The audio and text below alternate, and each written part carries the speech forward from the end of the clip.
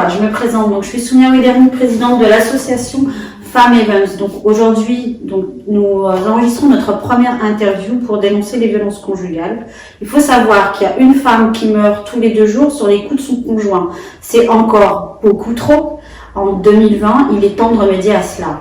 Je reçois donc Marjorie. N'hésitez pas donc à activer la cloche pour voir notre prochaine interview. Je reçois Marjorie aujourd'hui qui a été victime de violences conjugales. Vous l'avez aujourd'hui, donc vous ne verrez pas son visage pour l'instant. C'est elle qui décidera à la fin de l'interview si elle souhaite montrer son visage ou pas.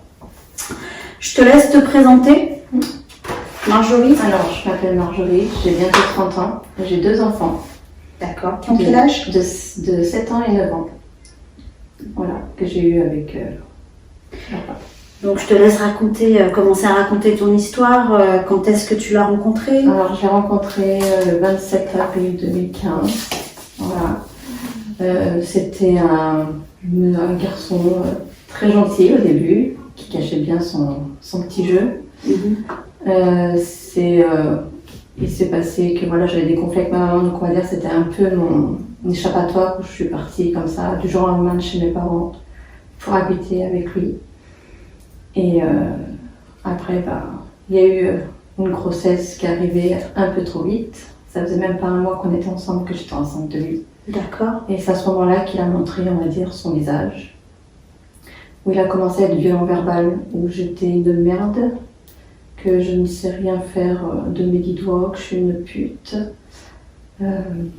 Il m'a rabaissé plus bas que terre. Il a commencé à essayer de me taper, mais il a tapé dans le mur à la place. Donc je me suis enfuie. C'est ma maman qui venait me chercher. On m'a remis en foyer. Sauf que moi, j'avais la peur, que je l'aimais encore, que je disais que c'était de ma faute. Donc je retournais à chaque fois vers lui. Il menaçait que si je revenais pas, qu'une fois que j'aurais accouché, qu'il m'enverrait notre bébé en fait. Donc j'y suis retournée. Donc tu as été en foyer en fait quand tu étais enceinte de ton premier enfant. Ouais. Et après je suis repartie parce que je me dis quand on a un enfant c'est à 2, c'est pas toute seule.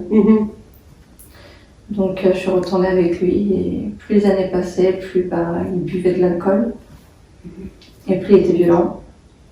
Il m'a coupé de mes amis, de ma famille, je voyais plus personne, je n'avais pas le droit de sortir. Je n'avais pas de compte bancaire, c'est tout lui qui gérait. Moi, je ne gérais rien. Il t'a privé financièrement. Il m'a privé tout. Si j'avais besoin de sous, il fallait que je me justifie pourquoi j'avais besoin de cet argent, ce que je voulais faire avec. Et pour sortir, c'était avec sa famille. C'est sa famille qui venait nous chercher pour nous emmener en course. D'accord. Je n'avais pas le droit de sortir toute seule. D'accord. Et jusqu'au jour où il a tellement vu, le 25 décembre 2013. C'est des dates précises. Hein. Voilà. Où il s'est mis à m'étrangler devant mes enfants. Et au lieu de pleurer, j'ai rigolé. Je pense que c'est les nerfs. Et il m'a demandé pourquoi je rigolais. Je lui ai expliqué que ça allait faire peur aux enfants, qu'ils allaient hurler de peur. C'est ce qui s'est passé. Il a menacé de tuer mes enfants. Donc je suis montée en haut, j'ai enfermé mes enfants dans la chambre en sécurité pour pas qu'ils leur fassent du mal. Je préférais moi prendre les coups que mes enfants. À ce moment-là, je protégeais mes enfants. Et ça a été l'enfer. Ce jour-là, j'ai cru que j'allais y rester. Les voisins d'à côté ont tout vu de leur terrasse. Il t'a frappé physiquement? Ouais, là, c'était de la violence. Là c'était une violence. Il essayait de me prendre mon téléphone pour pas que j'appelle des gens pour qu'ils viennent me sauver. Les voisins d'à côté voyaient tout. Ils n'ont pas cherché à comprendre. Ils n'ont même pas appelé les gendarmes ou quoi que ce soit. Ils m'ont laissé dans la merde jusqu'au cou. J'ai essayé de sortir de la maison pour aller chez la voisine d'à côté pour lui demander de me réfugier le temps d'appeler les secours. Elle a pris peur, donc mon ex a vu ce que j'étais en train de faire. Il m'a pris violemment par le bras, il m'a rentré à la maison, il m'a mis des coups de poing dans le dos. Il m'insultait de grosse pute, que si je lui répondais pas, qu'il allait me péter la barrière des escaliers sur la tête. Et les enfants ont vu tout ça? Les enfants, ils ont entendu parce que je les ai fermés dans la chambre à clé pour pas qu'ils leur fassent du mal. Vu que j'ai un enfant handicapé, je suis enlevé ses appareils auditifs, la seule chose que je lui ai dit, c'est je te déconnecte du monde et on se reverra. Pour moi, j'allais mourir ce soir-là, donc c'était pour moi la dernière fois que je voyais mes enfants. Après, il m'a cherché ses clés et vu qu'il les trouvait pas, il m'a dit de descendre autrement qu'il allait venir me chercher par ses propres moyens. Je lui ai trouvé ses clés et je lui ai un peu mal parlé à ce moment-là. J'ai essayé de me rebiffer tant bien que mal. Il a pris un couteau, il l'a balancé, j'ai eu le temps de me baisser, c'est la porte qui a pris le couteau qui s'est planté, autrement c'était ma gueule qui passait quoi. Oh là là. Donc il a voulu tuer. Ouais. Et après il me dit c'est quand que tu crèves, je dis ben un jour comme tout le monde, je sais pas. Il me dit mais dors, tu verras, je viendrai te tuer, te poignarder pendant ton sommeil. Tu verras, je viendrai. Et donc j'en mets plus de la nuit. Il m'a fait des viols conjugales. Donc Marjorie, tu as vécu des viols conjugaux. Oui. Donc tu nous dis si les questions sont trop intimistes, tu me réponds par un. Les viols conjugaux, il faut savoir que ça existe, surtout dans les couples avec les violences conjugales, c'est avoir des rapports sexuels avec son conjoint, alors que le conjoint ne souhaite pas en avoir, et toi tu ne souhaitais pas en avoir, et il en faisait quand même. Oui, je lui disais à plusieurs reprises que non. Mais sa réponse était c'est bon, on n'est pas des inconnus. Ouais. Pour lui ça fait c'était tant d'années normal. qu'on est ensemble, donc voilà. Pour lui c'était normal, Voilà. tu étais acquise à lui, donc c'est ça. avoir des Cet rapports. objet. Ouais. Donc on va revenir sur cette fameuse journée du 25 décembre 2013 où tu as cru mourir, Oui. où tu as coupé les appareils auditifs de ton fils, Ouais. tu lui as dit je te coupe du monde, Mmh. on se reverra tout à l'heure, Oui. et tu as cru que tu allais mourir. Ouais. Comment ça s'est passé, comment tu t'en es sortie? Bah, je m'en suis sortie, c'est que après je suis arrivée à m'enfuir dehors, je me suis cachée dans le noir, il hurlait comme un fou dehors. Les voisins se demandaient même c'était quoi cet Harry qui gueulait comme ça. Et c'est sa mère, j'ai appelé sa mère est venue à la rescousse avec son aîné et qu'ils ont essayé de le calmer. Il a même été violent, il a essayé d'être violent avec sa mère, il a essayé de lui lever le poing puisqu'il était sous l'effet de l'alcool. Sa mère m'a dit tu prends tes enfants, tu viens dormir à la maison. Donc moi à ce moment-là je suis allée dormir chez sa maman. Sauf que le lendemain lui il se rappelait de plus rien, il me demandait où j'étais. Et quand je lui ai expliqué, il m'a dit que j'étais une menteuse, que c'était pas vrai, c'était pas passé là, que c'est de ma faute. La fameuse phrase que c'est de ma faute. Voilà, cette fameuse phrase. Que c'est moi le problème, que c'est moi qui le pousse à bout. Donc j'y suis retournée encore comme une con. Jusqu'au jour, en août 2014, j'ai décidé qu'on avait fait l'anniversaire de son petit frère, où j'étais habillée en petite robe. Il m'a dit que j'étais bonne, qu'il avait envie de me sauter. Qu'il me manquait de respect devant sa mère. Après, on est rentré en scooter. Il a voulu nous foutre en l'air sur le scooter. Il est allé sur la route de l'autre côté. Tout ça parce que je ne voulais pas sortir. Je voulais rentrer dormir et que je ne voulais pas sortir. Et que là, je me suis fait salir encore une fois. T'es une grosse pute, tu veux jamais rien faire, t'es une sale. T'es comme ta mère, t'es la même merde. Voilà. Et au final, on est rentré, il commençait à me balancer des choses à travers la figure. Je me suis assise dans les escaliers, je lui ai dit que c'était à ce moment-là qu'il fallait qu'on arrête. Que moi, j'en pouvais plus, j'étais en train d'épuiser psychologiquement. Parce que j'avais même appelé ma famille pour leur dire adieu, pour leur dire que là, je voulais mettre fin à mes jours, parce que je ne pouvais plus. Et c'est même ma grand-mère qui est venue, qui a fait sa journée jusqu'à Rieux-la-Pape, qui est venue et qui l'a foutue dehors parce que elle savait que j'allais passer à l'acte en fait, et pour me sauver, elle s'est déplacée pour venir en aide. Elle lui a demandé de quitter le domicile. Oui. Sauf qu'il a essayé d'être violent envers ma grand-mère, donc c'est moi qui me suis mis devant pour pas que ma grand-mère se prenne des coups. Voilà. Est-ce que tu trouves que ça ne devrait pas être à la justice, à la gendarmerie? Mais je suis allée porter plainte et ça a tout été classé sans suite, que ce soit les viols conjugales, les violences. On m'a même demandé si c'était pas moi le problème. Donc, à force, je n'ai la plus. Autrement, ils m'ont dit mettez une main courante. Je dis non, moi je veux pas mettre de main courante parce qu'il n'y a pas de traces. J'ai pas de preuve, une plainte c'est mieux. Sauf que ils m'ont jamais aidé. Jamais. Même quand il a séquestré mes enfants pour leur demander de l'aide parce que j'avais pas de jugement à ce moment-là, ils ont rien fait pour moi. Ils m'ont dit vous pouvez rentrer. D'accord.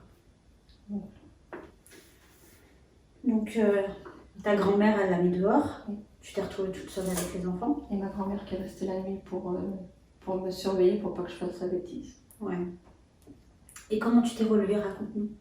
Après, c'est ma grand-mère qui m'a hébergée avec mes enfants chez elle, un temps. Après, je me suis retrouvée un petit moment à la rue pour essayer de me reconstruire. Avec tes enfants? Non, les enfants, j'étais dans l'oubli. Pour pas qu'ils se retrouvent à la rue, pour pas qu'on les plage, je les ai relaissés. Au papa. Voilà. Donc au final, je me suis retrouvée un petit moment à la rue, 2-3 mois à la rue. Et après, je suis tombée sur le CCAS où ils m'ont aidé à trouver un logement d'urgence. Ma maman était partie sur la Lozère, donc je suis partie sur la Lozère avec mes enfants. J'ai pu récupérer mes enfants de force. Et de là-bas, j'ai eu un foyer aussi pour les femmes violentées, où on était cachés, donc je suis retournée au foyer. Donc ça m'a aidé aussi à me retrouver avec mes enfants, à me poser, malgré qu'ils continuaient à me harceler, à essayer continuer à avoir de l'emprise sur moi. J'avais plus de 200 d'appels et de messages menaçants de sa part. J'avais beau aller porter plainte. Pour eux, il n'y a pas d'acte, donc il n'y a pas... C'est de l'harcèlement psychologique. Voilà, donc pour eux, il n'y avait pas Même besoin après une longue rupture, oui. ils continuaient toujours. Sa famille aussi s'en mêlait, donc au moins comme ça. Donc ils étaient plusieurs. Oui. Ils sont allés menacer jusqu'à chez mes grands-parents à se déplacer directement là-bas. Donc ça va que j'ai mes frères et sœurs qui y allaient pour pas que moi je me retrouve face à eux.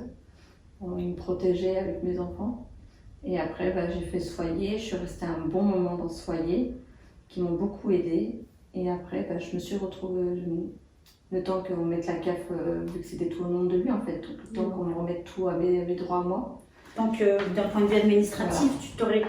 tu te retrouves avec ça, et tu retrouves ton identité administrative, parce que même ton identité administrative, il te l'avait enlevée aussi. Non, il m'avait tout enlevé. Et puis le temps c'est de se reconstruire, de ne plus avoir peur du monde, parce que sortir toute seule c'est compliqué, même encore à l'heure d'aujourd'hui. Donc ça fait combien de temps maintenant que tu l'as quitté? Je l'ai quitté en septembre 2014. Donc ça fait 6 ans. Voilà. Et des fois, de temps en temps, il a encore ses périodes où des fois il me recontacte, c'est je t'aime, reviens. 6 ans après une séparation. Voilà. Ou quand il a bu un petit coup de trop, qu'il a décidé de m'insulter, de en rajouter encore. D'accord. Donc vu que là j'ai un nouveau compagnon, ça lui plaît pas trop, donc des fois il essaie de s'en prendre à mon compagnon, mais il se laisse pas faire non plus, il essaie de me défendre, de protéger moi et mes enfants, mais bon. Est-ce que tu estimes que tu es encore sous son emprise? Non. Est-ce que tu estimes que tu es guérie aujourd'hui ou pas? Je pense pas. C'est à vie pour toi? On est marqué à vie. Comment, nous, association, tu vois, comme Femmes Events, on peut vous aider, on peut vous accompagner à sortir de tout ça. Qu'est-ce que tu aurais aimé trouver en fait au moment où tu en avais le besoin? Qu'on trouve une sorte d'appartement d'urgence en fait pour moi et mes enfants, parce que se retrouver à la rue sans rien. En plus, j'ai pas le permis. Même dormir dans une voiture, c'est pas une vie, c'est vivre dans la peur, parce qu'on se dit qu'il peut nous trouver à tout moment, il peut revenir nous chercher. Au moins avoir une sorte d'appartement d'urgence, 2-3 petits trucs pour commencer dans la vie, quoi. D'accord. Qu'on nous aide, qu'on se retrouve pas toute seule. Moi, je me suis retrouvée toute seule. Quand j'allais à l'hôpital, on m'a même pas dit qu'il y avait des associations, des choses comme ça qui existaient. Je me suis retrouvée toute seule. Donc dans les hôpitaux, il n'y a pas assez d'informations? Non. D'accord. Qu'est-ce que tu voudrais dire aux jeunes filles qui vont regarder cette vidéo aujourd'hui? De pas rester, de pas faire comme moi, de pas rester. Je sais que c'est compliqué, vraiment. Parce que moi j'ai attendu 4 ans et demi avant de partir, mais rien que le fait, une insulte ou même une main qui se lève, on part. Il faut pas attendre l'acte, on part tout de suite. Parce qu'après, une fois qu'on est sous l'emprise, qu'on est là-dedans, c'est difficile de partir, vraiment. Donc aujourd'hui, Marjorie, tu es bénévole à l'association Femmes Events. Oui. On est ravis de t'accueillir. Je suis ravie aussi d'en faire partie. Voilà. Je sais que c'est difficile, mais est-ce que tu voudrais aujourd'hui montrer ton visage aux jeunes filles? Et la vidéo, la caméra est juste là-bas. Je te laisse leur donner un message d'espoir et aussi une phrase d'alerte pour la police qui n'a pas voulu prendre tes dépôts de plainte. Tu es d'accord ou pas? Oui. Je te laisse te retourner vers la caméra. Bonjour, c'est Marjorie. Donc pour toutes les femmes dans cette situation, victimes de violences conjugales, surtout, partez, vous n'êtes pas toute seule. Il y a des associations qui existent. Voilà, vous n'êtes vraiment pas toute seule. Si on peut vous aider, on le fera avec grand cœur. C'est pour ça que je fais partie de cette association. Et pour la justice, et les gendarmes, ça serait bien de bouger un peu plus votre cul et de prendre un peu plus au sérieux les femmes qui viennent, parce que c'est déjà pas facile d'en parler, de venir vous en parler et de dire que c'est notre faute, que c'est peut-être nous le problème, un peu comme nos pervers ex-conjoints. C'est pas trop cool de votre part, donc ça serait bien de bouger un peu plus votre cul et de prendre un peu plus au sérieux les choses, parce que franchement, ça commence à les hommes encore à l'heure actuelle dehors et qui peuvent tabasser leurs femmes gratos comme ça. Donc merci vraiment Marjorie. Reste avec nous surtout. Hein. Tu es partie et je trouve que c'est déjà un grand pas. Tu as refait ta vie aujourd'hui. Je sais que le travail est grand encore pour pouvoir, et qu'on n'oublie jamais et que ce sera une cicatrice, mais tu es aujourd'hui en vie pour tes enfants. Tu as quitté en fait ton dominateur, c'est déjà très bien. Je voudrais aussi vous informer qu'on est aussi une association présente physiquement, donc avec des ateliers, plein de choses aussi qui vont se mettre en place. Nous sommes aussi présents sur Instagram, pour celles qui ne sont pas tout à fait de la région, donc Femmes Events. Partagez au maximum notre Instagram si vous connaissez des filles qui sont victimes de violences conjugales, de viols, d'agressions sexuelles. Il est temps de les informer que nous sommes présents sur Insta et qu'on les accompagne aussi, qu'il y a des travailleurs sociaux qui les accompagnent via en fait Instagram. Merci à tous et à très très très bientôt. Je vous présente maintenant les 4 recommandations en fait à faire en cas de violence conjugale. La première, c'est un certificat médical chez votre médecin ou l'hôpital le plus proche pour certifier en fait des violences que vous avez subies. Deuxième chose, c'est aller en fait à la gendarmerie, le poste le plus proche, pour porter plainte contre votre agresseur. Troisième chose, c'est ramasser le maximum d'affaires avec vous, les préparer, contacter le service social de proximité pour qu'elle vous accompagne en fait à quitter le domicile conjugal. Vous pouvez contacter aussi le 3919 pour vous accompagner dans cette démarche. Et enfin, il faut partir et ne pas rester le plus possible dans le lieu où vous avez été victime d'agression.